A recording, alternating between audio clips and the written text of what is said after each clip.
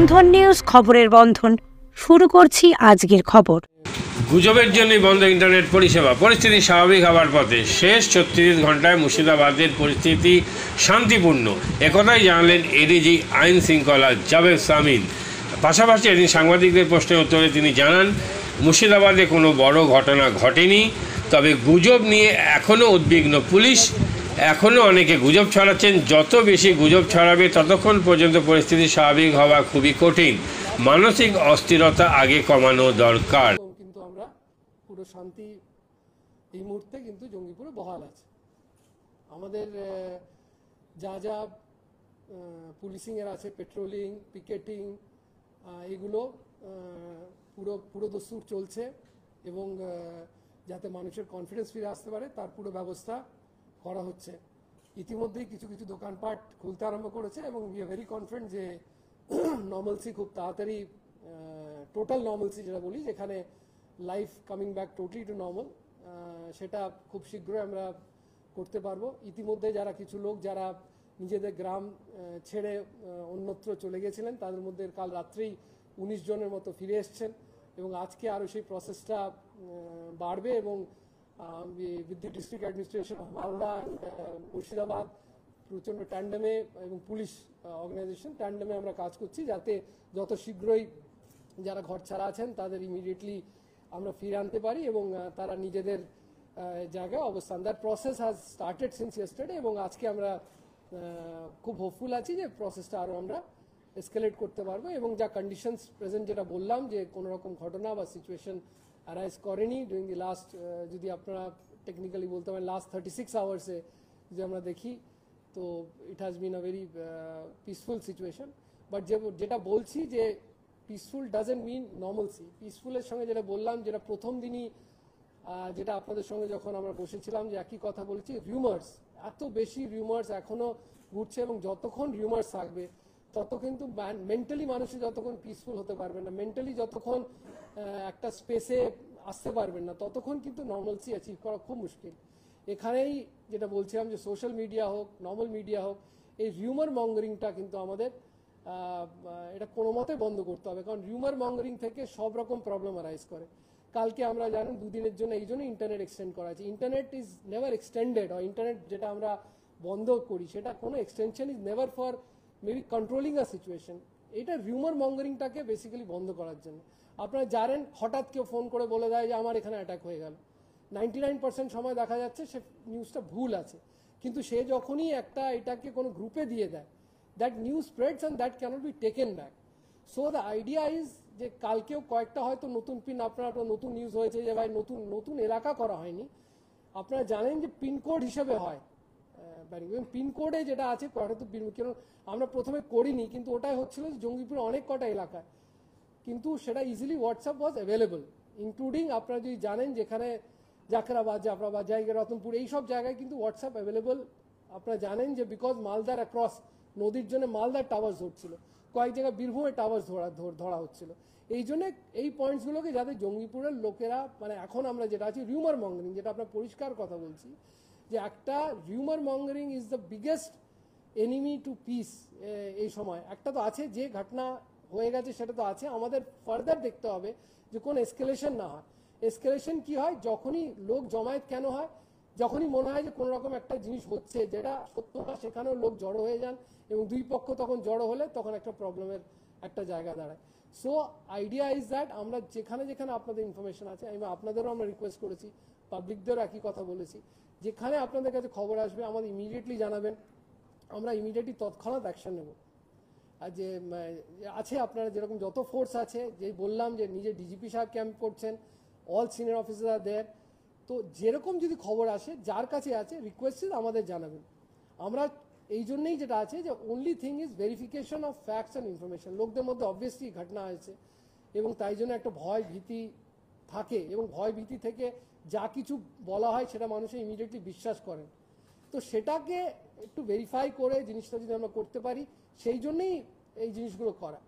তাছাড়া যেমন আপনারা আছেন, আপনারা সবাই ঘুরে বেড়াচ্ছেন, এলাকা দেখছেন, তাই জন্যে ওইতে কোনো নেই। আপনারা যেটা করবেন সেটাই একটু খালি ভেরিফাই করে ফ্যাক্টসগুলো যদি আমাদের রিপোর্টেড হয় সুবিধা হয়। আর বাকি যেটা বললাম নর্মালসি আছে, আমাদের মেন প্রায়োরিটি আছে লোকজন ফিরে আসুক, নর্মালসি আসুক, দোকানপাট খুলুক, life comes to normal as quickly as possible. তার জন্যে সেটা তখনই পসিবল হবে যখন আমরা পুরো ইনসিডেন্ট ফ্রি করে দিতে পারবো। এবং ফর লাস্ট যেটা বললাম 36 ঘন্টায় এরকম কোথাও কোনো এমন ইনসিডেন্ট হয়নি যেটা খুব অ্যালার্মিং বা কোনো রকম প্রবলেম আছে। রিউমার্স আর দেয়ার, লোকজনের মধ্যে কিছু ভয় আছে, ভীতি আছে, সেটাকে আমরা নিজেদের কনফিডেন্স বিল্ডিং মেজার্স দিয়ে এফেক্টিভ রুট মার্চ করে, এফেক্টিভ পিকেটিং করে, লোকদের সঙ্গে কথাবার্তা বলে, যারা এফেক্টেড পার্টিজ আছেন তাদের সঙ্গে বসিয়ে মিটিং করে জিনিসটাকে যতটা নর্মালসি করা যায় মেন্টালি এবং ফিজিক্যালি, যেটাই বলার বক্তব্য মেন্টালি এবং ফিজিক্যালি। আপনারা হয়তো কাল দেখেছেন একটা পিস মিটিং হয়েছে, তার মধ্যে হয়তো কিছু ফোন এসেছিল, কিছু লোক বেরিয়ে যাচ্ছিলেন যে এখানে ঝামেলা হয়েছে, কিন্তু সব ভেরিফাই করা হয়েছে এবং কোথাও কিন্তু সেই সময় কোথাও এরকম কোনো ইনসিডেন্ট কিন্তু রিপোর্টেড হয়নি, বা রিপোর্টেড কোনো যে ইনসিডেন্টসগুলো ছিল কোনো রকম কিন্তু ইনসিডেন্টের সত্যতা পাওয়া যায়নি সেই সময় যে ইনসিডেন্টসগুলোর আমাদের কাছে খবর এসেছিল। এরকম প্রচুর ইনসিডেন্টস আসছে, খবর এসছে, কাল হয়তো এক জায়গায় এসছে যে বোমা উদ্ধার হয়েছে প্রচুর সংখ্যায়, তো যে লোক ব্যক্তি করেছিলেন সেটাকে আমরা তার কাছে গেছি, হি হ্যাড নো বেসিস, ওনাকে নোটিশ দেওয়া হয়েছে। কিন্তু আমার কথা যে দিস আর ইররেসপন্সিবল থিংস যেটা মানুষ আমরা ছড়াচ্ছি, এবং this is as a citizen এটা আমাদের সবার রেসপন্সিবিলিটি আছে যে we should be responsible, we should try to জিনিসটা কোরাবোরেট করে নিই, ফ্যাক্ট চেক করে নিই before we come to information. এবং তা সত্ত্বেও যারা এটা করে যাচ্ছেন বা একটা কন্টিনিউয়াস বেসিসে করছেন তাদের এগেনস্টে যেটা আছে we are taking legal provisions, তাদের এগেনস্টে আমরা সব রকম লিগাল অ্যাকশন নেব। স্পেশালি দেখবেন আউটসাইড স্টেটস থেকেও প্রচুর একটা বারাজ অফ আমাদের সোশ্যাল মিডিয়া পোস্ট হয় about things which they are not aware of. তো it makes no without any basis, without any facts অনেক কমেন্টস আসছে, অনেক যুক্তি আসছে। So what has happened, what is happening at this moment, এটা আপনাদের চোখের সামনে আছে, আপনারা সবাই কভার করছেন, গ্রাউন্ডে আছেন, এবং এই জন্যই যে ফ্যাক্টসগুলো বলা সেটার জন্যই আজকে আপডেট করার ছিল। এখন অবধি যে অ্যারেস্ট ফিগার দাদা একটু তো আপনাদের সাথে কিভাবে কি করেছে একটু বলেন, মুসলিমরা আপনাদের সাথে কিভাবে অত্যাচার করেছে একটু বলেন। মুসলিমরা আমাদের উপর খুব অত্যাচার করছে, প্রচুর অত্যাচার, মানে এত অত্যাচার থামায় না। বাড়ি ঘর সব পুড়িয়ে দিয়েছে, আগুন লেগে দিয়েছে, যে কেউ একটু করছে আর শক্তিশালী দেখা দিয়েছে, ওরা মারধর করে কাটে ফেল দিয়েছে। পুলিশ প্রশাসন আসছে, মাঝে মধ্যে সব পালিয়ে যাচ্ছে, পুলিশ সবাইকে তাড়িয়ে দিয়েছে, বাড়ি ঘর সব আগুন লাগিয়ে পুড়িয়ে দিয়েছে, কিছু নাই বাড়ি ঘর, থাকার মতন জায়গাও নেই, এমন অবস্থা করেছে আমাদের। আপনার বাড়ি? বাড়ি হয়েছে বেদবনা। আপনারা বসেন। ঠিক আছে। জীবনের নানা ওঠাপড়া যেন সহজে গায়ে না লাগে, তার জন্য আপনাদের পাশে রয়েছে ভারতীয় জীবন বীমা নিগম বা life insurance corporation of India. জন্ম থেকে মৃত্যু আর সুসময় থেকে বিপদের সময় সবসময় আপনাদের পাশে রয়েছে এলআইসি। তাই আর দেরি না করে আসুন, ভারতীয় জীবন বীমা নিগম পরিবারে অন্তর্ভুক্ত হন। জীবন বীমা সংক্রান্ত যে কোনো সমস্যার সমাধান আর নতুন জীবন বীমা পলিসির জন্য যোগাযোগ করুন 6289985550। মাদকাসক্ত যুবকদের জীবনের মূল স্রোতে ফিরিয়ে আনছে চুঁচুড়া নবজীবন ফাউন্ডেশন। আজ থেকে 7 বছর আগে পথ চলা শুরু হয়েছিল এই সংস্থার। হুগলি জেলা থেকে শুরু হয়েছিল নবজীবন ফাউন্ডেশনের কাজ। আজ গোটা উত্তর পূর্ব ভারতে ছড়িয়ে পড়েছে তার ব্যাপ্তি। জেলা ও রাজ্যের হাজার হাজার মাদকাসক্ত যুবকদের মানসিক ও শারীরিক চিকিৎসার মধ্যে দিয়ে সুস্থ জীবনের পথে ফিরিয়ে আনছে নবজীবন ফাউন্ডেশন। কি করে এই সংস্থাকে তিল তিল করে গড়ে তুলছেন বন্ধন নিউজ এর ক্যামেরার সামনে, সে কথা বললেন সংস্থার কর্ণধার চন্দন দাস। দেখি ওটার মধ্যে কি আছে, বা পাড়ার বড় দাদারা করছে, আমিও একটুখানি করি, ফিলিংসটা কি সেটা দেখতে যাই। এবং একটা সার্টেন টাইমের পর কি হয়, সেটা ফ্রিকোয়েন্সিটা তখন অনেক বেশি থাকে, গ্যাপ থাকে যখন শুরু করে, পরবর্তীকালে যখন নির্ভরশীল হয়ে পড়ে সেই একটা সাবস্টেন্সের উপর, তখন সেটা থেকে বেরোনোর জন্য সে নানা রকম চেষ্টা করে, কিন্তু তার ওয়ে আউটটা জানা নেই যে কোন রাস্তা দিয়ে গেলে নেশা থেকেও বিরত থেকে সুস্থ স্বাভাবিক জীবনযাপন করা যায়। তো আমি ভাবলাম যে শুধুমাত্র আমি সুস্থ স্বাভাবিক জীবনযাপন করলাম, আমার জীবনের সার্বিক উন্নতি হলো, বা আমার যে সব এম বা আমি জীবনে যে জিনিসগুলো করতে পারিনি সেগুলো আমি ফুলফিল করলাম, তাহলে তো শুধু আমার কথাই ভাবা হলো। তাহলে আমি এরকম কিছু কাজ করি যাতে আমার মতো আরও 5 জন আমার দ্বারা উপকৃত হয়, এবং একটা সার্টেন টাইমের পর যখন মানুষ চায় যে ফিরতে, অথচ তার কাছে রাস্তা থাকে না, তখন এই একটা WHO ওয়ার্ল্ড হেলথ অর্গানাইজেশন একটা প্রসিডিউর বার করেছে। কম খরচে বিশ্বমানের আধুনিক চিকিৎসার হুগলির মিডল্যান্ড নার্সিংহোমে বাংলার বিশিষ্ট চিকিৎসকরা এই নার্সিংহোমে রোগীদের চিকিৎসা করেন। জটিল রোগের চিকিৎসার জন্য রোগীদের আর দক্ষিণ ভারত যাওয়ার দরকার নেই। হুগলির মিডল্যান্ড নার্সিংহোমে পাওয়া যাবে বিশ্বমানের আধুনিক চিকিৎসা পরিষেবা। এখানে প্রসূতি, মা ও সদ্যজাত শিশুদের বিশ্বমানের আধুনিক চিকিৎসা পদ্ধতিতে চিকিৎসা করে থাকেন গাইনো ও শিশু চিকিৎসকরা। দুপুর 12টা হোক বা রাত্রির 12টা, রোগীদের জন্য 24 ঘন্টা চিকিৎসা পরিষেবা বজায় রেখেছে হুগলির মিডল্যান্ড নার্সিংহোম। আমি ডক্টর মানস ঘোষ, আমি মিডল্যান্ড নার্সিংহোমের মেডিকেল ডিরেক্টর। বিশেষত্ব বলতে যেটা আপনি বললেন, একটা হচ্ছে NICU, নিউনেটাল কেয়ার ইউনিট। আমি বলতে পারি এটা আমাদের আশেপাশে হুগলি জেলায় নেই। নিউনেটাল মানে হচ্ছে যেটা বাচ্চা জন্মের পরেই প্রথম 28 দিনকে আমরা নিউনেট বলি, প্রথম ফার্স্ট 4 উইকস। তো এই সময়ে বাচ্চাদের সমস্ত রকমের চিকিৎসায় বলুন বা তাদের দেহের গঠন বলুন বা তাদের রোগগুলোই বলুন, সেগুলো সবগুলো অন্যান্য বাচ্চা মানে তার থেকে বড় বাচ্চার থেকে কিন্তু অনেকটাই আলাদা। এবং এই ক্ষেত্রে বাচ্চারা খুব সেন্সিটিভ হয়, বাচ্চাদের রোগ প্রতিরোধ ক্ষমতা অনেক সময় কম থাকে এবং এগুলোর জন্য স্পেশাল কেয়ার লাগে নিউনেট, এবং তাদের পুরো চিকিৎসা পার্টটা একটা আলাদাভাবে তৈরি হয় প্রথম 28 দিনের জন্য। আমরা এখানে চুঁচুড়া, বিশেষ করে চুঁচুড়া এবং হুগলিবাসীর জন্য এই জিনিসটা আমরা আনতে পেরেছি, যেখানে আমাদের বাচ্চাদের এই নিউনেটদের ক্রিটিক্যাল মানে খুব খারাপভাবে যে নিউনেটগুলো জন্মেছে বা যারা জন্মের পরে যারা হাঁপাচ্ছে বা যারা মেকোনিয়াম খেয়ে ফেলেছেন বা যাদের কোনো জন্মের পরে কোনো রকমের শ্বাসকষ্ট বলুন বা কোনো রকমের অসুবিধে হয়েছে বা জন্ডিস ধরা পড়েছে বা অন্য কোনো কমপ্লিকেশান হয়েছে, সেই ধরনের বাচ্চাদের চিকিৎসা করার জন্য উপযুক্ত ব্যবস্থা আমরা এখানে করতে পেরেছি।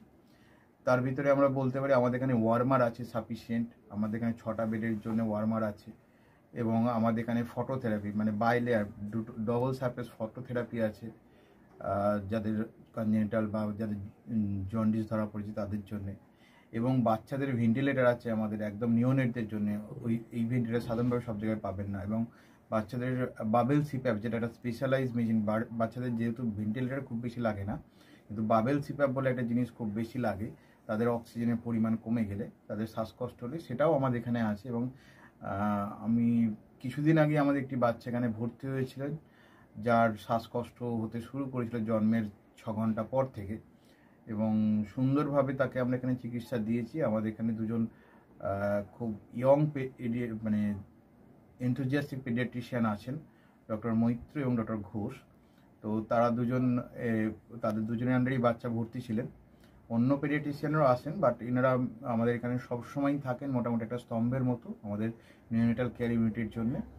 এবং বাচ্চাটি এই মুহূর্তে খুবই ভালো আছে, তাকে আমরা ডিসচার্জ করেছি। এটা কি প্রিম্যাচিওর বেবিদের ক্ষেত্রে এটা বেশি প্রয়োজন হয়?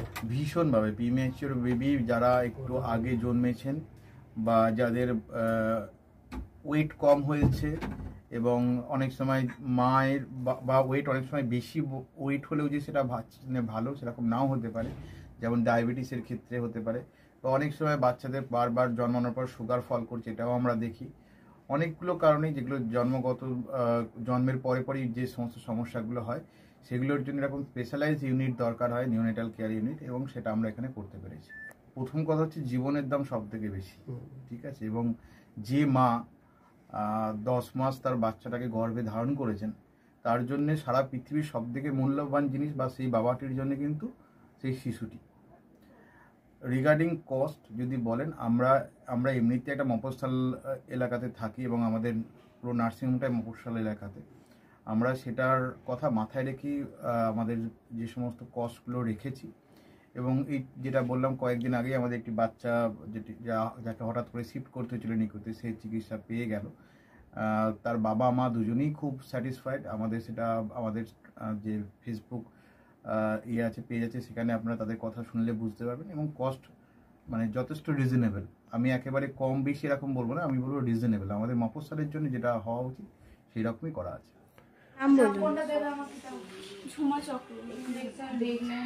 আপনার কি বাচ্চা আছে? যে ছেলে হয়েছে। কতদিন অ্যাডমিট ছিলেন এখানে? 4 দিন, আজকে নিয়ে 5 দিন ডিসচার্জ নিয়ে 5 দিন কোন ডাক্তারের মানে আন্ডারে হয়েছে? কৌশিক ব্যানার্জি। আর বাচ্চাকে কে দেখছিল? শুভদীপ মিত্র, ডক্টর শুভদীপ মিত্র। বাচ্চার কি হয়েছিল? শ্বাসকষ্ট ছিল, আর স্যাচুয়েশন পাচ্ছিল না, ফটোথেরাপি দিতে হলো। এটার জন্য শ্বাসকষ্টের জন্য কি করতে হয়েছিল? ভেন্টিলেশন দিতে হয়েছিল। প্রথম সকাল থেকে তো এমনি নর্মাল অক্সিজেন চলছিল, রাতের দিক থেকে আবার ভেন্টিলেশন দিতে হয়েছিল। এখন কেমন আছে বাচ্চা? এখন ভালো আছে, একদম সুস্থ। একদম। মা কেমন আছে? মা ভালো আছে। আচ্ছা, আজ বাড়ি যাচ্ছেন তো? হ্যাঁ। Thank you.